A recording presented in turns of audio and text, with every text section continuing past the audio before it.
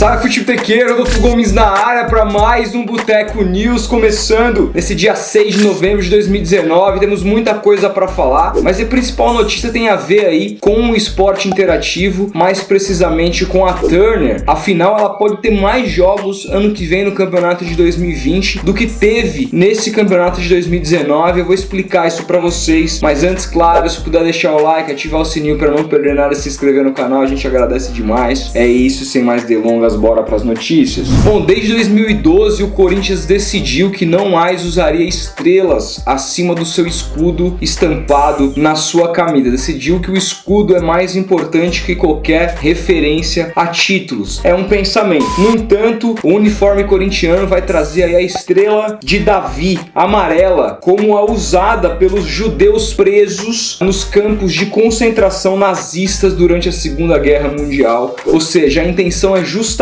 homenagear as vítimas e apoiar o memorial do Holocausto esse que hoje em dia, em pleno século XXI, muita gente tem coragem e a pachorra de dizer que não existiu. Então só por isso, Corinthians, meu profundo parabéns. Bom, o ex-presidente do Santos, o último presidente do Santos, antes de José Carlos Pérez, Modesto Roma, foi expulso do quadro associativo do clube na última terça-feira, dia 5, numa reunião do Conselho Deliberativo. Ele que cometeu uma série de irregularidades, na minha opinião, um dos piores presidentes que eu já vi na história do Santos Futebol Clube. Como vocês sabem, não escondo o meu time de ninguém. Acompanhei muito de perto o mandato deste senhor aqui, que inclusive concorreu e ficou em segundo lugar nas eleições presidenciais na última eleição que elegeu José Carlos Pérez, e ele foi expulso pela reprovação das contas do ano de 2017, seu último ano à frente do Santos, e pela contratação de uma empresa chamada Quantum Solutions Limited, que detém um escritório em Malta para prestar um serviço de intermediação para que o PSG pagasse aquele serviço de solidariedade quando contratou o Neymar, já que o Santos tinha 5% da contratação como clube formador. Como é que você contrata uma empresa intermediária pagando para ela para colher um fundo que só você tem direito? Me explica isso, Modesto Roma. Foi expulso com completa razão e agora ele pode recorrer apenas à justiça comum caso ele não concorde com essa expulsão do quadro associativo. Eu espero que ele fique quietinho em casa e nunca mais pinte no Santos Futebol Clube. Bom, a final do Campeonato Paulista Feminino, que foi exibida no último final de semana aí entre São Paulo e Corinthians, já marcou o fato de ser um jogo do futebol feminino que aconteceu no estádio do Morumbi após 2 décadas. No entanto, a audiência no jogo que aconteceu ali entre 11 e 1 da tarde foi muito boa. A gente sabe que o Sport TV tem mais assinantes até por conta de estar presentes nos pacotes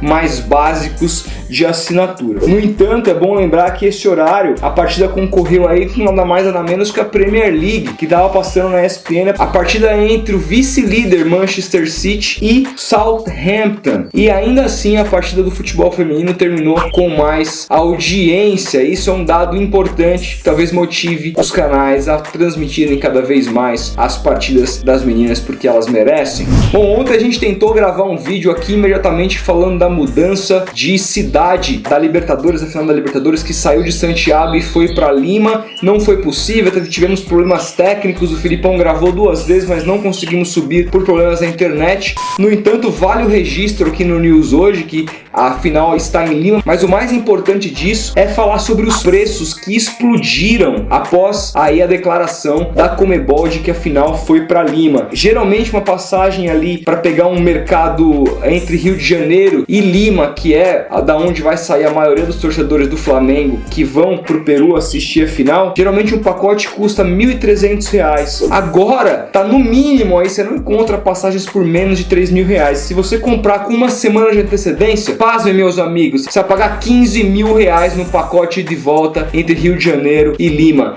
Um completo absurdo. A Conmebol estuda, inclusive, conversar com as companhias aéreas para quem já havia comprado passagens para Santiago para facilitar a saída a Lima, mas não vai ser absolutamente nada fácil.